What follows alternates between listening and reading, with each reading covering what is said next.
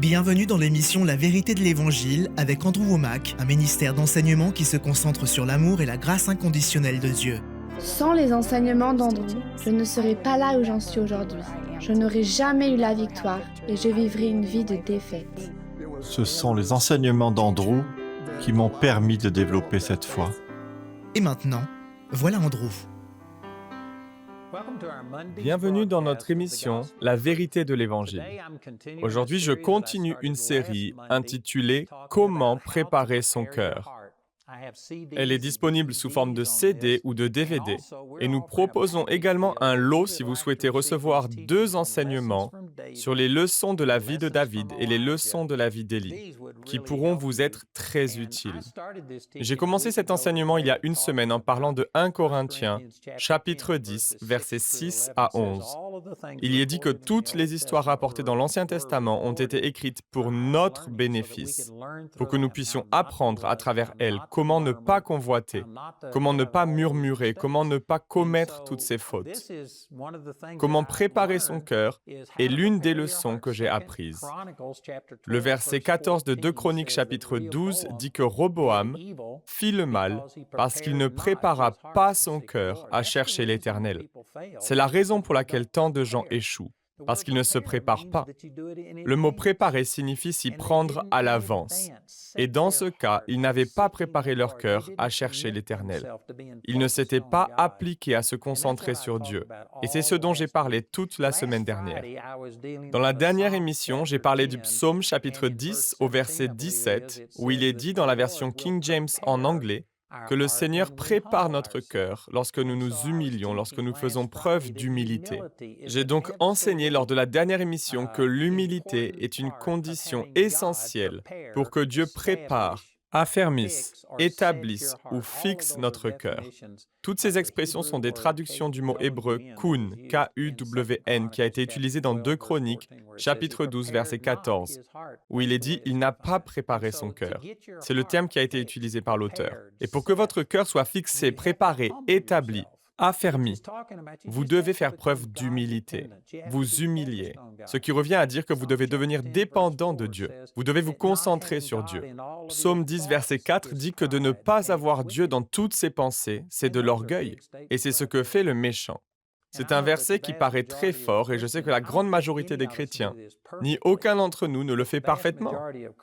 En fait, la grande majorité des chrétiens ne considèrent même pas cela comme étant un objectif.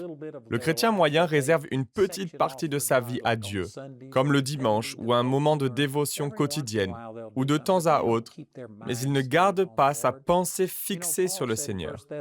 Au chapitre 5 de 1 Thessaloniciens, Paul dit qu'il faut prier sans cesse. Il y a plusieurs façons de le faire, mais je crois que l'une des meilleures façons de prier sans cesse est de rester dans une attitude de prière. Vous restez en communion constante avec le Seigneur. Et je le répète, je ne le fais pas parfaitement, mais c'est un de mes objectifs. Si je suis devant la télévision, je reste constamment en communion avec le Seigneur. Et si j'ai l'impression que quelque chose me dérange, que cela ne plaît pas au Seigneur, j'arrête de regarder.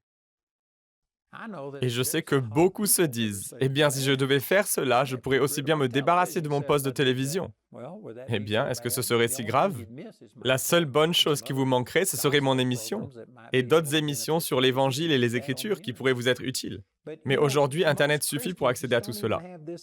Et vous savez, la plupart des chrétiens ne ressentent même pas le besoin d'être dépendants de Dieu. Et cette attitude d'humilité est pourtant une des conditions pour que le Seigneur prépare notre cœur. Laissez-moi citer quelques autres passages des Écritures sur l'humilité. Dans 1 Pierre 5, verset 5, il est dit « De même, vous les plus jeunes, soumettez-vous aux anciens. Oui, vous tous soyez soumis les uns aux autres et soyez revêtus de l'humilité, car Dieu résiste aux orgueilleux et donne grâce aux humbles. » Voilà encore un verset fort. Je ne veux pas que Dieu me résiste. Je ne veux pas que Dieu soit contre moi. Je veux être de son côté. Et le fait que Dieu vous résiste n'est évidemment pas une bonne chose. Vous ne gagnerez pas si vous vous battez contre Dieu. Et ce passage dit Dieu résiste aux orgueilleux, mais fait grâce aux humbles. Comparez cela avec le psaume 10, verset 4, où il est dit que l'orgueil est ce qui empêche les gens de chercher Dieu. L'orgueil est ce qui empêche les gens d'avoir Dieu dans toutes leurs pensées. Si vous ajoutez le psaume 10, verset 4, et que vous les mettez en relation, vous pourriez dire que Dieu résiste à ceux qui ne le cherchent pas. Dieu résiste à ceux qui ne gardent pas leurs pensées fixées sur lui. Beaucoup d'entre vous qui regardez cette émission pensent que ce n'est pas possible, ni même souhaitable, de garder votre pensée fixée sur Dieu tout le temps. Mais vous n'avez pas vraiment réfléchi au fait que Dieu résiste à ceux dont les pensées ne sont pas fixées sur lui. Ça peut paraître extrême, mais cela fait partie de l'humilité. L'humilité, c'est être totalement dépendant de Dieu. Il est dit dans Nombres, chapitre 12, verset 3, que Moïse était l'homme le plus humble de la terre. Et vous savez, c'est Moïse qui a écrit cela. Moïse était humble et on sait à quel point Dieu l'a utilisé. On voit donc que ces deux principes vont ensemble. Le fait que Dieu résiste aux orgueilleux et le fait qu'il fait grâce aux humbles. Et c'était le cas de Moïse. Et l'une des meilleures définitions de l'humilité est la dépendance envers Dieu. C'est dans Exode au chapitre 33 que Moïse a voulu voir la gloire du Seigneur. Et il lui a demandé, « Dieu, montre-moi ta gloire. » Le Seigneur lui a répondu, « Je serai avec toi et j'irai avec toi. » En réponse, Moïse a déclaré, « Dieu, si tu ne vas pas avec nous, je ne bougerai pas d'ici. » Ce que Moïse disait en fait, c'est « Je voulais plus que cela. Je tenais pour certain que tu allais avec moi. Mais si tu ne vas pas avec moi, je ne bougerai pas d'ici. » Voilà ce qu'est l'humilité, voyez-vous? C'est cela la dépendance vis-à-vis de Dieu. Et c'est comme cela que nous devrions tous vivre. C'est aussi ce qu'a fait Salomon lorsque le Seigneur lui a demandé en rêve, « Que veux-tu? Je te donnerai tout ce que tu veux. » Il a répondu, « Tu m'as mis à la tête de ton peuple, de ce grand peuple. Et je suis comme un enfant, je ne sais pas comment me conduire. J'ai besoin de ta sagesse. » Vous voyez, ce qu'il exprimait, c'était de l'humilité, sa dépendance à l'égard de Dieu. Ainsi, l'une des façons de définir l'humilité est de dire que nous devons être dépendants de Dieu. Dieu doit être dans toutes nos pensées. Vous n'avez pas besoin de faire quoi que ce soit, vous devez être comme Moïse qui disait « Dieu, je ne bougerai pas tant que tu ne me diras pas où bouger, comment bouger. Je dépends de toi, mon Dieu. » C'est ce que montrent ces versets. En revanche, Dieu résiste à ceux qui ne sont pas dépendants de lui, ceux qui ne le cherchent pas et dont l'esprit n'est pas fixé sur lui. Il fait grâce aux humbles. Et le verset 6 de 1 Pierre chapitre 5 dit ensuite « Humiliez-vous donc sous la puissante main de Dieu, afin qu'il vous élève en temps voulu. » Ces versets sont riches en enseignements. Je vais les parcourir rapidement. Mais remarquez d'abord comment il est dit de s'humilier. L'humilité est quelque chose que vous choisissez de faire. Si on vous le fait, ce n'est pas de l'humilité, c'est de l'humiliation. Et beaucoup de gens ont été humiliés et ils en ressentent de la honte et de la condamnation. On peut croire qu'ils sont humbles, mais en réalité, ils sont humiliés. L'humilité est quelque chose que nous choisissons de faire. On pourrait utiliser la même comparaison lorsqu'on parle de soumission. Certains diront que nous sommes censés nous soumettre.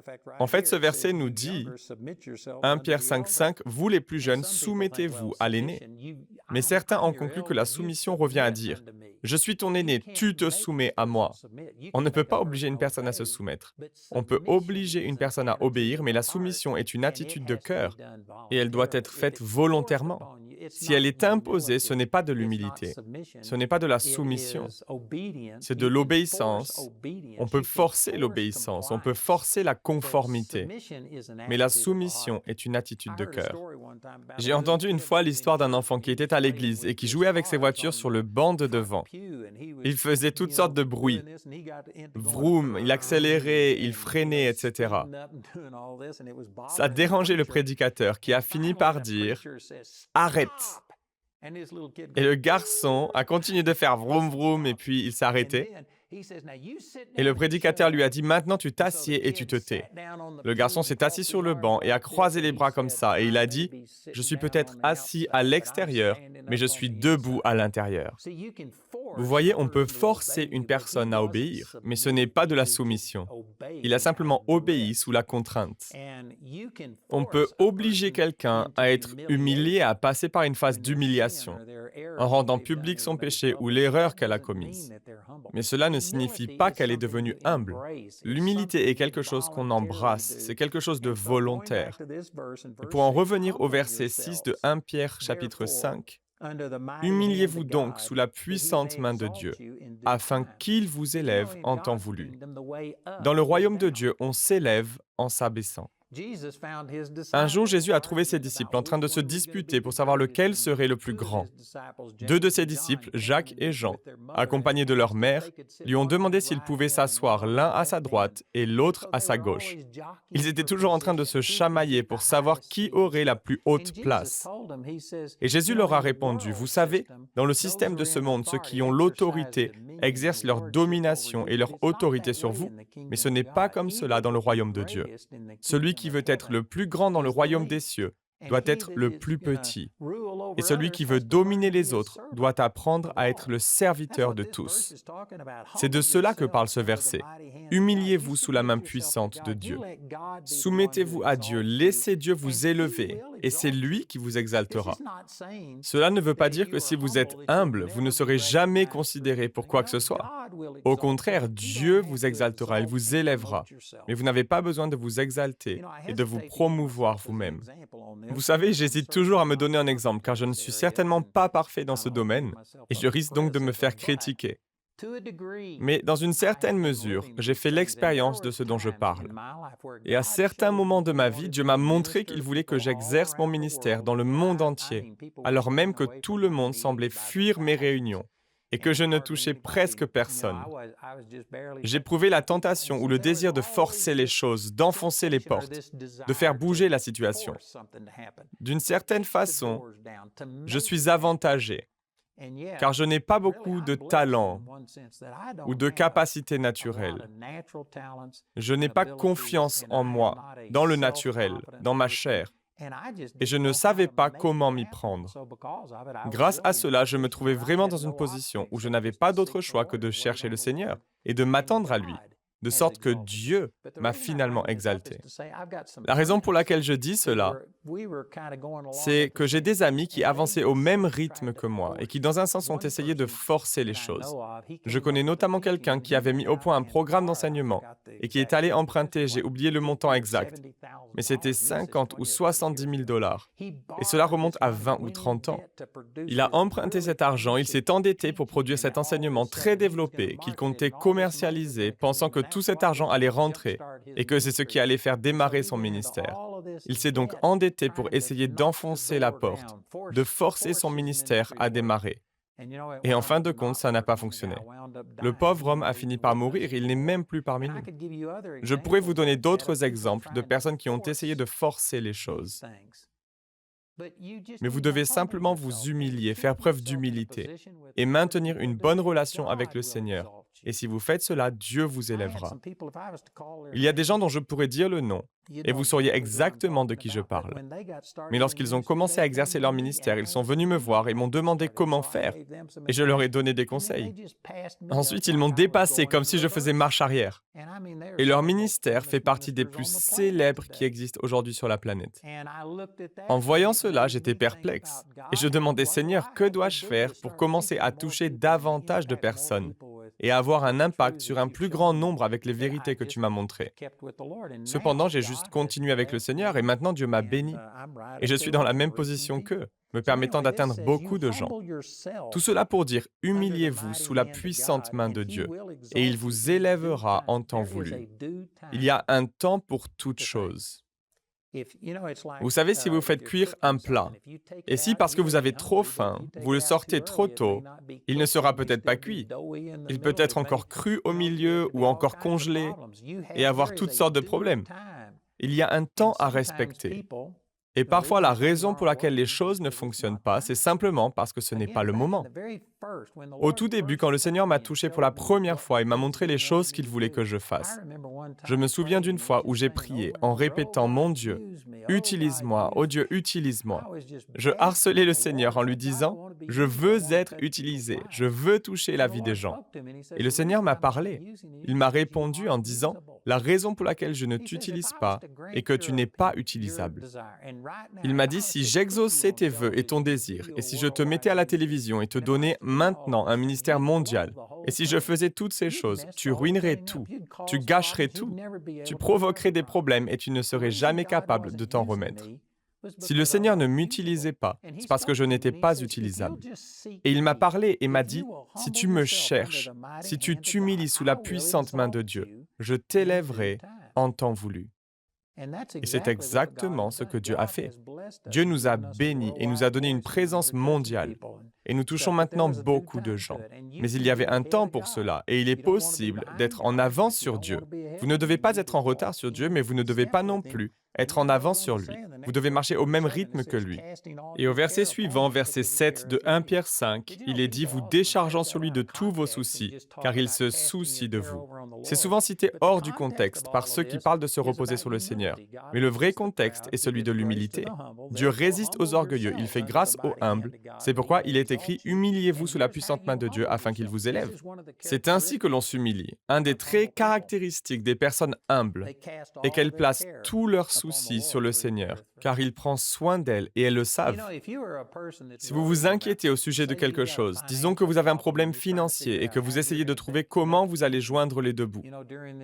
Pendant toute cette période de virus, il y a tellement de gens qui ont été mis au chômage. Il y a des entreprises qui ont dû réduire leurs activités et cela a mis la pression sur beaucoup de gens. J'ai entendu des estimations, je ne me souviens pas des détails exacts, mais il pourrait y avoir des millions de petites entreprises qui vont faire faillite parce qu'elles n'avaient tout simplement pas les réserves nécessaires.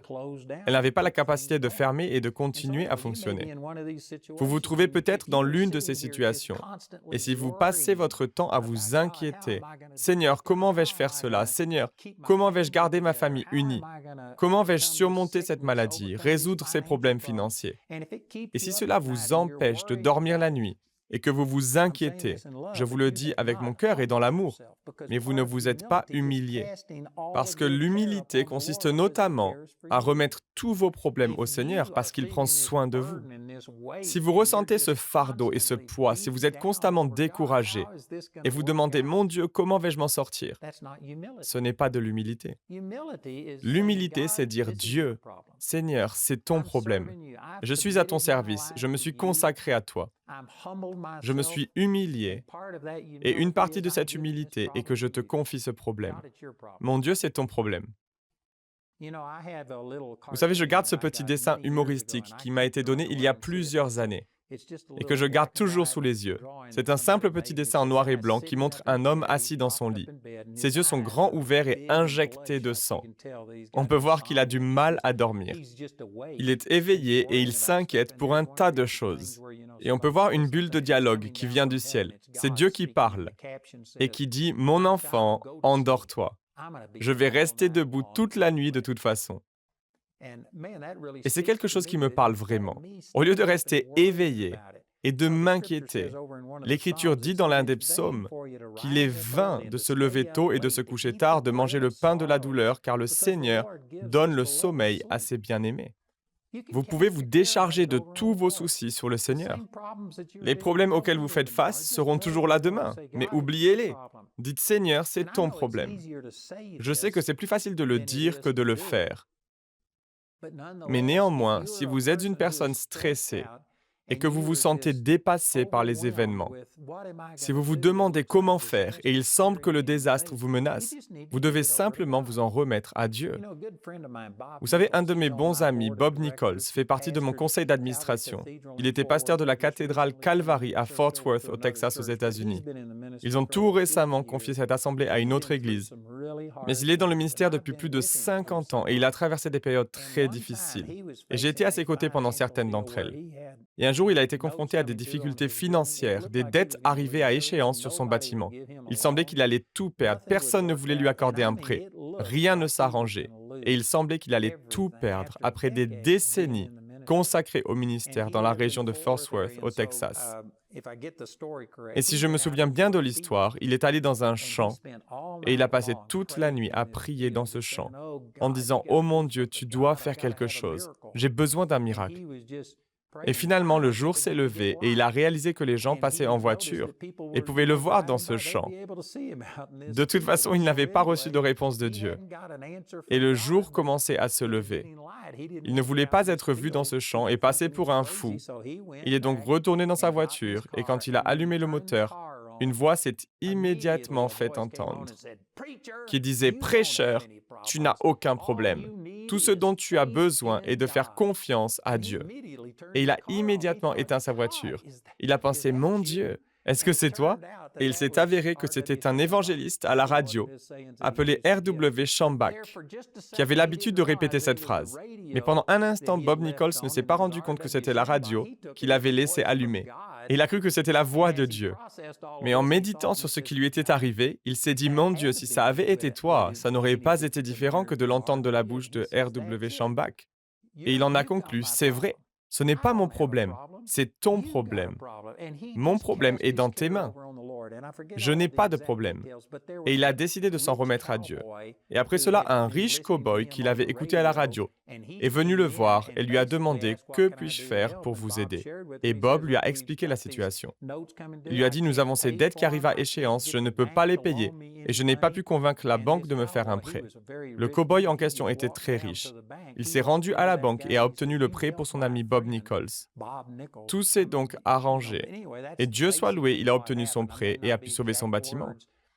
Je ne me souviens pas des détails exacts, mais ce qui importe, c'est que tout s'est arrangé lorsqu'il a décidé de faire confiance à Dieu.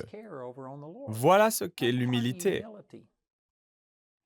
Être vraiment humble, c'est pouvoir dire « ce n'est pas mon problème ». Évidemment, cela peut être mal compris, mais ça ne veut pas dire que vous vous en fichez ou que vous ignorez le problème, mais cela signifie que vous le remettez entre les mains de Dieu et que vous lui faites confiance. Et Dieu vous guidera, Dieu vous montrera ce que vous pouvez faire. Je ne dis pas que vous ne faites rien et que vous allez simplement vous endormir. Vous devez faire ce que vous pouvez, mais vous le faites sous la direction du Seigneur. Vous devez dire « Dieu, c'est ton problème, que dois-je faire à ce sujet ?» Ensuite, au lieu d'essayer de faire bouger Dieu, vous agissez en réponse à ce que Dieu vous dit de faire.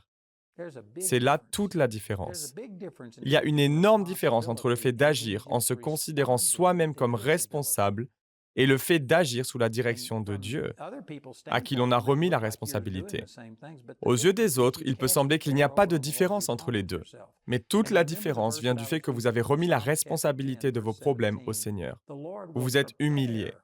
Et souvenez-vous du verset que j'utilisais dans Psaume 10, 17. « Le Seigneur préparera le cœur des gens qui s'humilient. » L'humilité est donc indispensable. Si vous voulez que Dieu prépare votre cœur, si vous voulez que votre cœur soit fixé et fermement établi dans la volonté de Dieu, afin que lorsque la tentation arrive, vous n'y cédiez pas, parce que vous avez déjà préparé votre cœur à l'avance, alors l'humilité est un facteur essentiel. Et une partie de l'humilité consiste à rejeter, à vous décharger de tous vos soucis sur le Seigneur et à considérer que c'est le problème de Dieu. Je sais que ce que j'ai partagé dans cette série sur l'importance de préparer son cœur n'est pas très courant, même dans le corps de Christ. La plupart des gens se résignent à mener une vie d'anxiété, d'inquiétude, et ils pensent simplement qu'il n'y a aucun moyen de faire autrement. Mais vous pouvez vous débarrasser de vos soucis. 2 Corinthiens 10, versets 3 à 5 dit « Vous avez des armes spirituelles qui vous permettent d'amener toute pensée en captivité et sous l'obéissance de Christ. » Vous pouvez le faire. Vous ne pouvez pas le faire par vous-même, mais vous pouvez le faire avec la puissance de Dieu. Et pour cela, vous devez vous y soumettre et obéir. Permettez-moi de mentionner à nouveau que je propose cet enseignement sur comment préparer son cœur en CD et en DVD. Et nous proposons également un lot si vous voulez obtenir les enseignements sur David et sur Élie. Ce sont les mêmes vérités, simplement illustrées par des vies différentes, et je vous assure que cela vous sera très bénéfique. Écoutez donc notre annonceur qui vous donnera tous les détails. Appelez-nous ou écrivez-nous aujourd'hui. Le programme d'aujourd'hui fait partie de la série « Comment préparer son cœur ». Nous espérons que ce message vous a béni. Notre ligne téléphonique est ouverte aux heures indiquées à l'écran. Appelez-nous si vous avez des questions sur ce programme, si vous avez besoin de prière ou si vous désirez commander l'un de nos enseignements. Vous pouvez nous contacter au numéro qui s'affiche à l'écran. Ce programme a été rendu possible grâce au soutien financier de nos partenaires. Si vous souhaitez devenir partenaire, vous pouvez le faire en appelant ces numéros. Si vous souhaitez vous procurer nos ressources, vous pouvez le faire en vous rendant sur notre site awmi.fr. Nous envoyons nos colis dans toute la francophonie. Vous pouvez aussi vous procurer cette série sous forme de fichiers audio MP3 et vidéo MP4 sur clé USB. Les 30 émissions de cette série sont disponibles en DVD pour 16 €. Vous pouvez également vous les procurer en CD pour la somme de 12 €. Si vous commandez les 2 albums, CD et DVD, de manière simultanée, le prix de l'ensemble est de seulement 22 €. Pour tous nos téléspectateurs qui se trouvent en dehors de l'Europe, tous les produits que nous vous présentons sont disponibles grâce à nos bureaux dans votre région. Vous pouvez les contacter grâce aux détails qui s'affichent sur votre écran afin de connaître le prix dans leur monnaie locale. Andrew a à cœur que chacun puisse écouter ou regarder ce programme à sa convenance et puisse le partager avec d'autres. Si vous ne pouvez pas vous permettre d'acheter cette série, nous vous enverrons un lien afin de télécharger gratuitement l'enseignement de cette semaine en version audio MP3. Pour cela, il suffit de nous appeler. Notez que vous ne pouvez profiter de cette offre qu'en appelant notre ligne téléphonique. Vous pouvez nous appeler dès maintenant au numéro qui s'affiche sur votre écran. Nous nous ferons un plaisir de répondre à vos questions, de prier avec vous ou de vous aider à commander l'un de nos enseignements. Notre ligne sera ouverte pendant les heures indiquées à l'écran. Toutes les ressources d'Andrew en français se trouvent dans les boutiques en ligne des sites internet de nos bureaux affichés à l'écran. Nous espérons avoir de vos nouvelles aujourd'hui. La prochaine fois dans la vérité de l'Évangile. D'ailleurs, si l'on regarde dans Ésaïe chapitre 26, verset 3, c'est le verset que j'ai utilisé plusieurs fois pendant cette série. Il est écrit « Tu garderas dans une paix parfaite l'esprit qui s'appuie sur toi, car il se confie en toi. » Savez-vous que le mot « esprit » qui est employé ici est exactement le même mot qui a été traduit par « imagination » un certain nombre de fois dans les Écritures. Nous pourrions donc citer Ésaïe 26.3 de façon correcte en disant « Tu garderas dans une paix parfaite celui dont l'imagination s'appuie sur toi. » Cela se réfère à la pensée, mais plus précisément à la fonction de la pensée qu'est l'imagination. Et le dictionnaire définit l'imagination comme notre capacité à voir quelque chose qui n'est pas réel ou présent. En d'autres termes, on peut imaginer quelque chose qui n'a jamais existé auparavant. Comme des personnes allant sur Mars. Nous avons envoyé des fusées spatiales sur Mars, mais jamais personne n'y est allé. Cependant, grâce à votre imagination, vous pourriez imaginer à quoi cela ressemblerait. D'ailleurs, ils sont en train de le faire. Ils se sont engagés à envoyer un homme sur Mars. On sait qu'il y a déjà des gens qui sont allés sur la Lune, mais ils se sont maintenant engagés à envoyer un homme sur Mars. Mais pour l'instant, ceux qui le planifient utilisent seulement leur imagination. Ils obtiennent des informations sur l'atmosphère de Mars et toutes sortes de données afin d'imaginer les possibilités. Sans imagination, on ne peut rien faire. Votre imagination est votre matrice spirituelle. Et si l'on examine ce terme « Yetzer », qui s'appelle Y-E-T-S-E-R, c'est le mot qui a été utilisé pour parler de la pensée dans Ésaïe chapitre 26, verset 3. Et si l'on regarde dans la concordance de Strong, la définition du mot Yetzer, il me semble que c'est la façon dont on le prononce, cela signifie littéralement conception. Mais il a été traduit par imagination un certain nombre de fois dans l'Ancien Testament. Votre imagination est donc l'endroit où vous concevez les choses. Savez-vous que vous ne pouvez rien construire sans d'abord le voir? Rejoignez-nous pour plus d'émissions La vérité de l'Évangile.